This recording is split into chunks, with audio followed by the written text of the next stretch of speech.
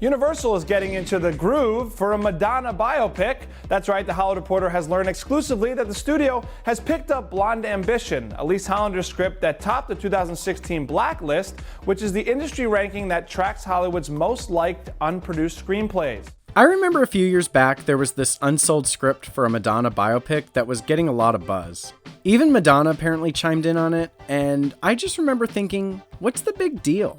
Isn't there already a Madonna biopic? Didn't it come out in the 90s and Dean Stockwell played her dad? Remember? Well, most people I asked said they did not remember. But I'm here to tell you, it's true.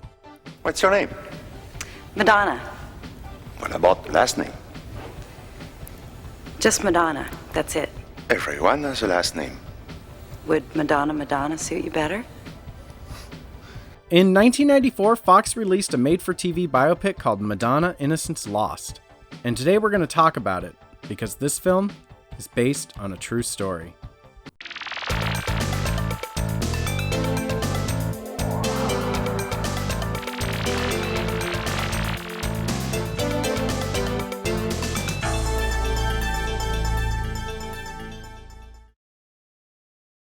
Summers ago, I made my first trip to New York City, my first plane ride, my first cab ride, and I didn't know where I was going. I didn't know a soul, and I asked the taxi cab driver to drop me off in the middle of everything. So he dropped me off in Times Square. Take me to the center of everything. So, knowing this film exists, there's probably two questions going through your mind. One, is it any good? And two, how accurate is it? Well, the film tells the story of a young Madonna who gives up her sheltered life in the suburbs of the Midwest to move to New York City with $37 and a dream of becoming a dancer. To make ends meet, Madonna worked odd jobs, and some of these jobs will actually come back to haunt her later in her career. After many auditions, Madonna realizes that dancing will most likely lead to nowhere and finds herself exploring music instead. She winds up joining a band her boyfriend put together, but eventually moves to a solo career and ultimately becomes one of the most famous pop stars in the world. According to this film, Madonna has a knack for manipulating people. Just about every encounter she has is a carefully crafted way to move her career forward. For example, when she goes to a dance studio to audition, she knows in advance what the dance teacher looks like and makes sure that the woman is in earshot while she is gloating about how great this dance teacher is.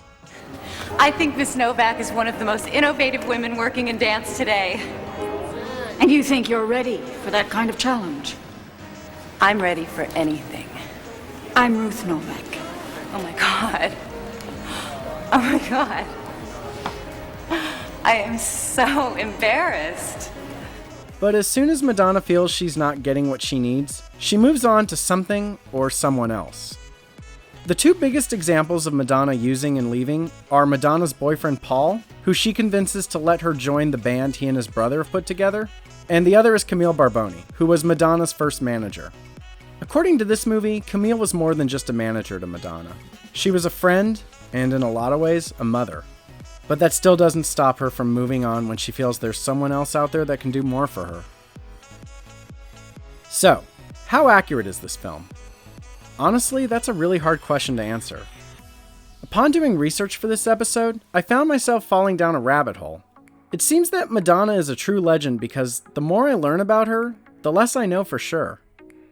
There are many Madonna biographies out there, and from what I've read and seen, they all tell different accounts of this story.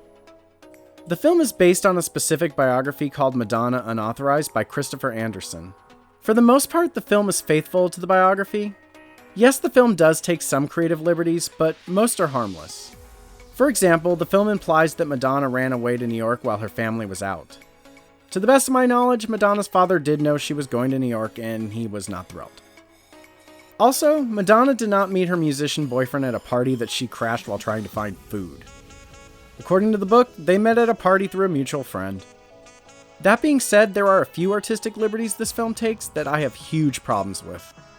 For starts, when Madonna joins her boyfriend's band, the film implies that she purposely sabotages the lead singer at their first gig so that she can swoop in and save the day. This belly button is gonna make us a fortune. Just stick with me.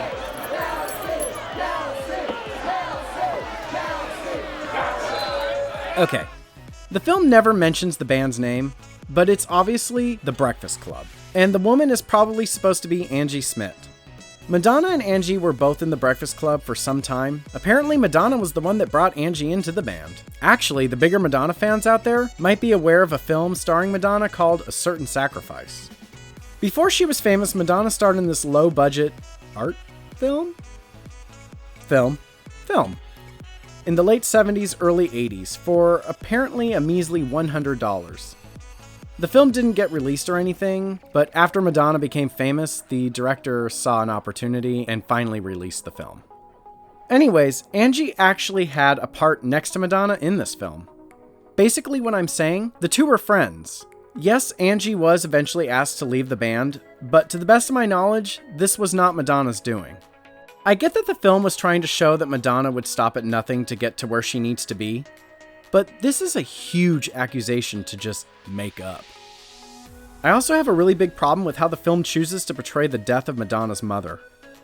For those of you that don't know, Madonna's mother died of cancer when Madonna was just a child. It was an extremely traumatic experience for her, and it's shown up in her work throughout her entire career. Oh, mother, why aren't you here with me? No one else saw the things that you could see. I'm trying hard to dry my tears. There's this scene in the movie where her mother is in the hospital and Madonna's visiting. While leaving, Madonna's mother dies in this heartbreaking scene where little Madonna runs down the hall screaming for her mom and her dad is holding her. This didn't happen. It's my understanding that Madonna was not at the hospital when her mother died, and look, I know biopics can enhance dramatics, but to enhance something like this is basically saying, sorry, the most traumatic experience in your life isn't quite traumatic enough, so we're just gonna jazz it up a bit. One thing that was left in the film that left me scratching my head was this guy. Not because he isn't important, but because he's actually very important. But it was put in the film on such a small scale to the point that I asked, why even bother? There's a scene where Camille is putting the band together for Madonna, and Madonna says she has a drummer that's moving to New York, and she thinks he'd be perfect. I have a drummer friend, Tom Hiller. We're using professionals, Madonna, not friends. But he's arriving from Detroit tomorrow, and he's incredibly talented, Camille. He's one of the first guys I ever dated. Camille's not interested and picks her own drummer. Knowing there's a rule that if anyone sleeps with her, they will be thrown out of the band. Madonna instantly sleeps with the drummer, and Camille has him dismissed. Then lo and behold, she presents her friend, he's great, and he joins the band. The friend never has any lines, and he remains in the background for the few scenes that he's in. If he's living with you, he's got 24 hours to find new digs or he's history. And don't you ever do this to me again. I find this mind-boggling because the man's supposed to be Stephen Bray, who had a pivotal part in Madonna's career. Stephen knew Madonna back in Michigan, and when he came to New York, they actually formed a band together after she left the Breakfast Club. Some accounts say the band broke up on its own, but it's pretty much confirmed that when she signed on with Camille, Camille said that she just wanted Madonna and not her band. She immediately left the band behind, but kept in touch with Stephen Bray. And whether Madonna slept with the drummer to make room for him is unconfirmed, but she did get him in the new band. I feel this is really important because it shows that Madonna will leave you in the dust to further her career, but she does see you as a person and will try to help you if it's feasible. Hell, I've heard a story that when Madonna left Camille behind for greener pastures, she tried to offer Camille a job working for her. Anyways, Stephen ended up collaborating with her throughout her career, including writing such songs as Into the Groove and Express Yourself. Oh, speaking of music, the music in this film is worth mentioning.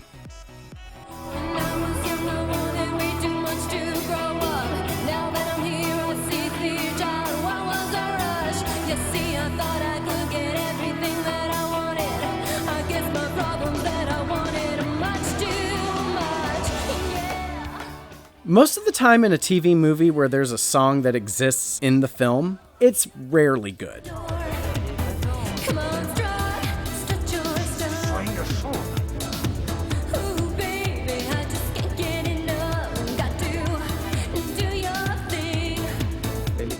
Basically, songs like this don't exist to actually be listened to. These songs merely exist to let the viewer know that a song is being played. Let's dance, dance, dance, dance. Let it go, just let your body do it. Let it tell you where to go. Seriously, would you turn up the volume for this? But I feel one song in particular I'd definitely add to my Spotify if I could.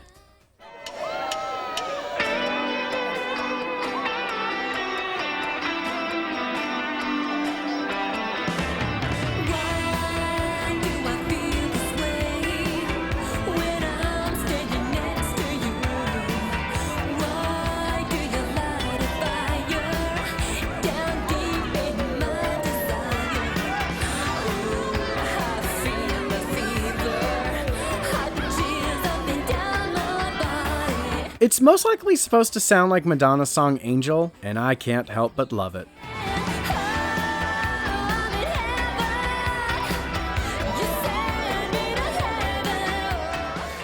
Madonna is portrayed by Tarumi Matthews in this movie, and if you think you've seen her somewhere else, maybe it was in that Dennis Rodman biopic.